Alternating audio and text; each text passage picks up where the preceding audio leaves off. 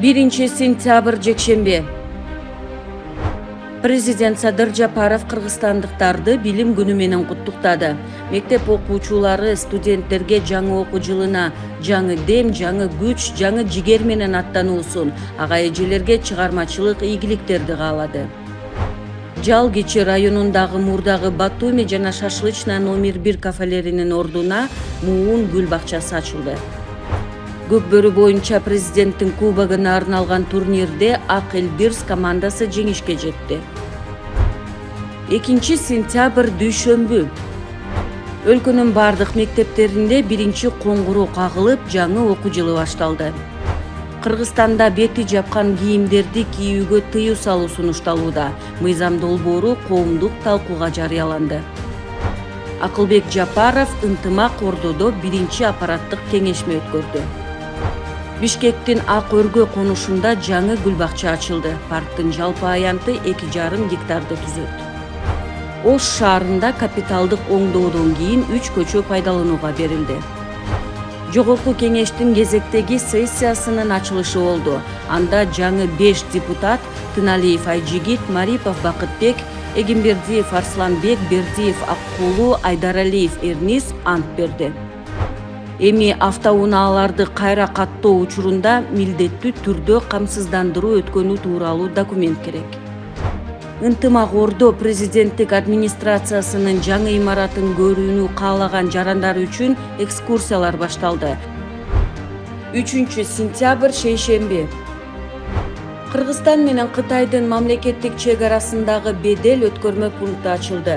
Президент Садыр Жапаров бул Кытай менен стратегиялык өнөктөштүктүн өнүгүшүндөгү маанилүү кадам экенин жана эки өлкөнүн кызматташтыгында жаңы этапты билдире турганын айтты. Президенттин администрациясынын Мурдагы имараты Тышкы иштер министрлиги менен Экономика жана коммерция министрлигине өткөрүлүп берилди. Марс Наспеков өз ыктыяры менен БШКнын мүчөлүгүнөн кетти.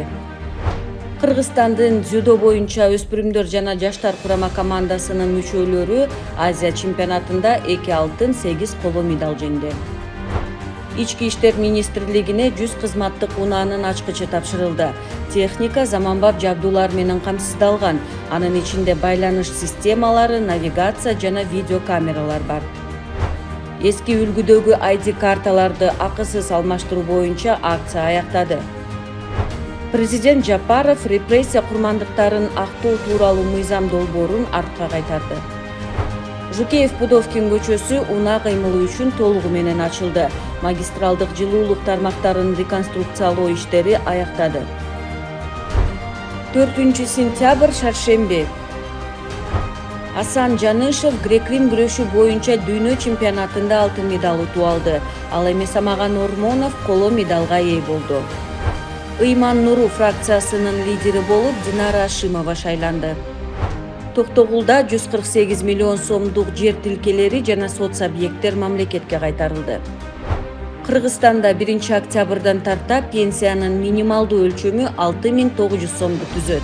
Тиешелүү токтомго министрлер кабинетинин төрагасы Акылбек Жапаров кол койду.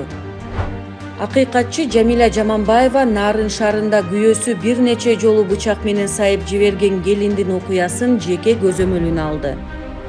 Бишкекте 11 курулуш компаниясына жанаша аймагын таштандыга толтурганы үчүн айып салынды. Жогорку кеңештин жаңы депутаты Жумабек Салымбеков ант берди. Бронза алганыңар, күмүш алгыла, күмүш алганыңар, алтын алгыла деген. Садыр Жапаров дүйнө чемпионатында байгелүү кайткан жаш балбандарды сыйлады. Мелис Турганбаев күрөш федерациясынын төрагасы кызматынан кетти. Ала Тоо аянтында 2 күн бою күз кайрыктары аттуу музыкалык кече өттү. 5-сентябрь бейшемби. Мурадин Тешебаев Аламүйдүн районунун акими кызматынан бошотулуп, анын ордуна Азамат Эргешев дайындалды.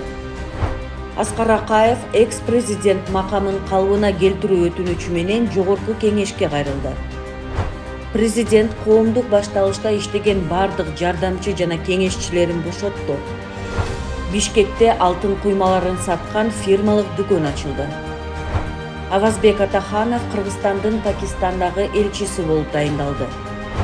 Жогорку кеңеш Мейкимбек Абдалиевди БШК мүчөсү кызматына шайлады.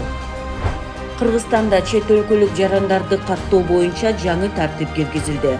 Буга чейин Кыргызстандын аймагына жеке максаттар үчүн келген чет элдик жарандарга жарым жылдык каттоо мөөнөтү 60 күнгө чейин кыскарды.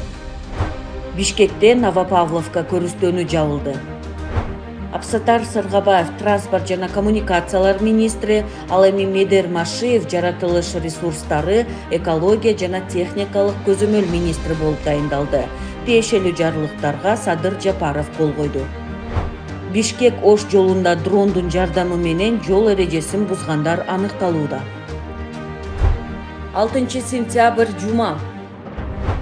Футбол боюнча Кыргызстандын курама командасы Ирандын командасына 1-0 эсеби менен утулуп калды. 10 сентябрда Өзбекстан менен беттеш Бишкекте жаңыланган стадиондо өтөт. Чолпон Атада Түрк мамлекеттер уюмунун ички иштер министрлер кеңешинин отуруму өттү. Жыйындын катышуучуларын президент Садыр Жапаров кабыл алды. Кыргыз-Түрк достугу мамлекеттик ооруканасына Реджеп Тайип Эрдогандын ысымы берилди. Акылбек Жапаров мамлекеттик циркте жүргүзүлүп жаткан оңдоо иштери менен таанышты. Бишкектен троллейбустардын 1 партиясы Ошко келди. Өлкөдөн малды экспорттоого убактылуу тыюу салынды. Тойгонбай Абдыкаров дин иштери боюнча комиссиянын директору кызматынан бошотулду. Жогорку кызмат орундарына талапкерлерди тандоо тартиби жөнүндө жаңы жобо бекитилди. Кыргызстанга биринчи жолу мамлекеттин эсебинен сатып алынган учак келди. Президент жергиликтүү кеңештерди таркатуу жана жаңы шайлоону дайындоо жөнүндө жарлыкка кол койду. 5-дүйнөлүк көчмөндөр оюндарына катыша турган Кыргызстандын улуттук курама командасын узатуу аземи болуп өттү. Акылбек Жапаров курама команданын капитаны Мирлан уулу Бактиярга мамлекеттик тууну тапшырып, спортчуларга алдыдагы мелдештерге чоң ийгиликтерди каалады.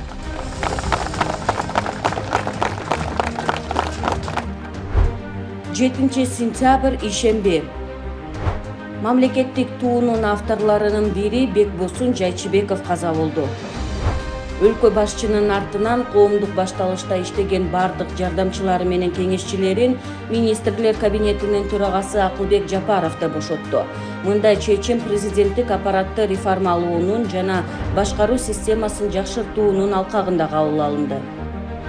Чек араны делимитациялоо жана демаркациялоо боюнча өкмөттүк делегациялардын жумушчу топторунун кезектеги жолугушуусу болуп, анын алкагында топографиялык жумушчу топтор чек аранын калган тилкелеринде биргелешкен талаа изилдөөлөрүн жүргүзүштү.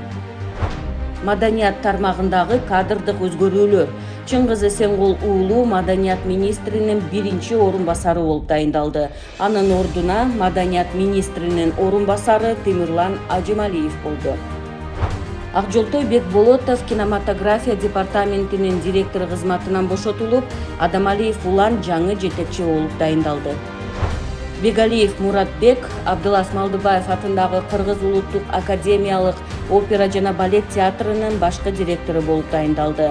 Ал эми Сулайман-Тоо улуттук музей комплексинин башкы директору Медербек Апарханов болду.